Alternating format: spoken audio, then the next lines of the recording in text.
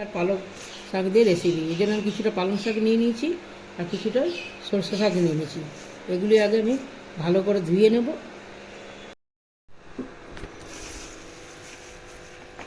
এটাকে আমি আগে ভালো করে ধুয়ে নিচ্ছি, তারপরে সিটি মেরে মারবো। এটাকে ভালো করে ধুয়ে নিয়েছি। এবার এটাকে আমি প্রেসারে সিটি মেরে দেবো। প্রেসারে দিয়ে দিলাম, দিয়ে একটা সিটি মেরে নেবো। এটাকে একটু নুন দিয়ে দিলাম অল্প, জল না দিলেও ছেড়ে, কেন শাকের তো জল থাকে নিতে। প্রেসারে দিয়ে দিলাম, দুটো সিটি হোক, তারপর এটাকে নামাচ্ছি। পালং শাকটা আমার ভালো সেদ্ধ হয়ে গেছে, এই দেখুন।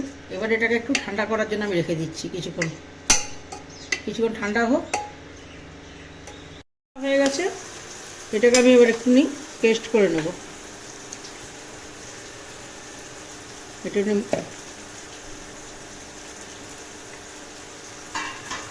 একটুখানি ঘুরিয়ে নিচ্ছি।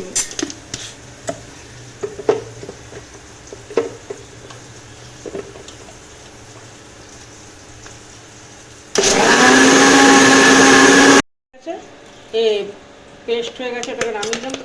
এরকমভাবে সুন্দর করে পেস্ট করে নেবেন। তার জন্য আমি কিছুটা রসুন নিয়েছি আর একটু আদা নিয়েছি। প্রথমে আমি রসুনটাকে পেস্ট করে নেব। আদা রসুনটা আগে একটু রসুনটাকে পেস্ট করে নিচ্ছি।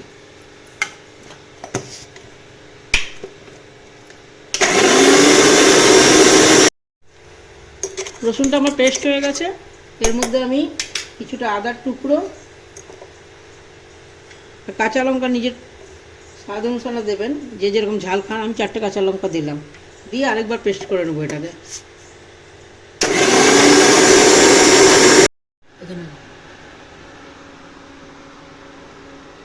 সর্ষে শাকের জন্য কিছুটা আমি কয়েকটা জিনিস অ্যাড করছি, যেমন পেঁয়াজ, টমেটো আর একটু মটরশুঁটি। তো তেল আমি গরম বসিয়ে দিচ্ছি কড়াইতে। তেলটা একটু গরম হয়ে গেছে, তার মধ্যে একটু জিরে ফোড়ন দিলাম,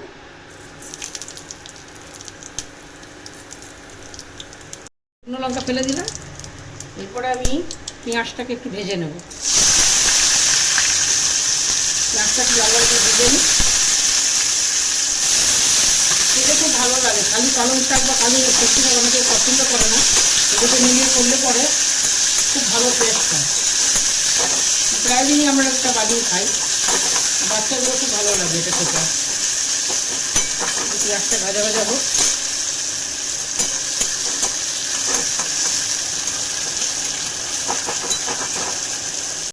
লাল লাল করে ভাজা হয়ে গেছে। এখন এর মধ্যে আমি দিয়ে দেবো টমেটো কুচিগুলো। টমেটো কুচি এর মধ্যে দিয়ে দিলাম একটু নুনটা আন্দাজ মতো একটু দেবেন আপনারা। একটু হলুদ,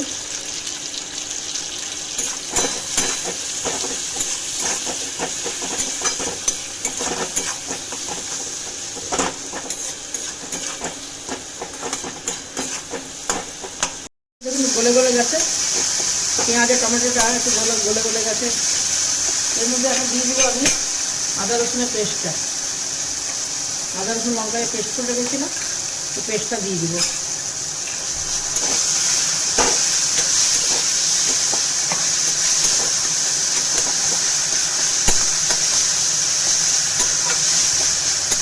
মশলাটা ভালো করে কষুন, যতক্ষণ না তেল ছাড়ছে ততক্ষণ একটু কষাবেন মশলাটাকে।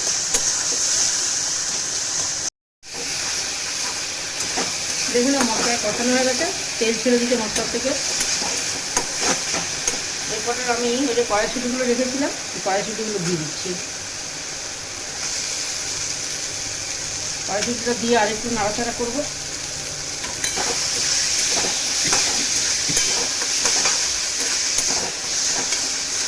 আমি চিনি অ্যাড করছি, এটা অপশন থাকবে, যারা দিতে চান দেবেন, না হলে না দিতেও চলে আর কি। সামান্য একটু কালারের জন্য, টেস্টও হয় চিনিটা দিলে। একটু সামান্য পরিমাণে একটু চিনি দিয়ে দিলাম। আর একটু দিয়ে দিলাম আমি কাশ্মীরি লঙ্কার গুঁড়ো, এটা রঙের জন্য দিলাম একটু। ভালো করে নাড়াচাড়া করবো। দেখুন কি সুন্দর কালার এসেছে। আমি ভালো করে নাড়াচাড়া করে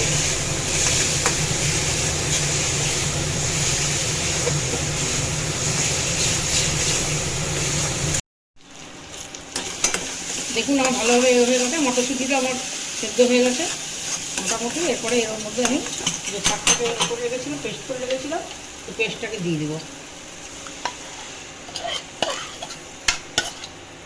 পেস্টটাকে দিয়ে দেবো, ভালো করে এটাকে ফোটাবো। একটু শুকনো শুকনো যতটুকু না হচ্ছে এটাকে নুন মিষ্টিটা আপনারা একবার দেখে নেবেন। এটা একটু ভালো করে ফুটুক। এটা দিয়ে আমি একটু ঢেকে দিলাম ওটাকে। মোটামুটি রেডি হয়ে গেছে আমার। এবার নামাবার আগে আমি একটুখানি ধনে পাতা ছড়িয়ে দিচ্ছি উপর থেকে। রান্নাটা আমার নাই তৈরি হয়ে গেছে।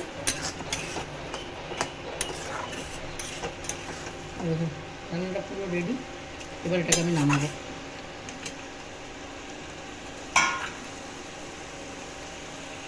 আমি এটাকে নামিয়ে নিয়েছি। এবার উপর থেকে আপনারা ফ্রেশ ক্রিম চায় বাটার দিয়ে পরিবেশন করতে পারেন।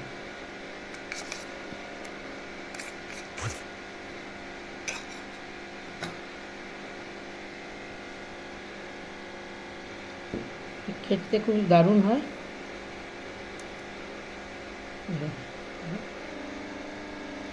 থ্যাংক ইউ আমার পুরো ভিডিওটা দেখার জন্য। এটা লাইক আর সাবস্ক্রিপশন করে দেবেন চ্যানেলটাকে। ধন্যবাদ।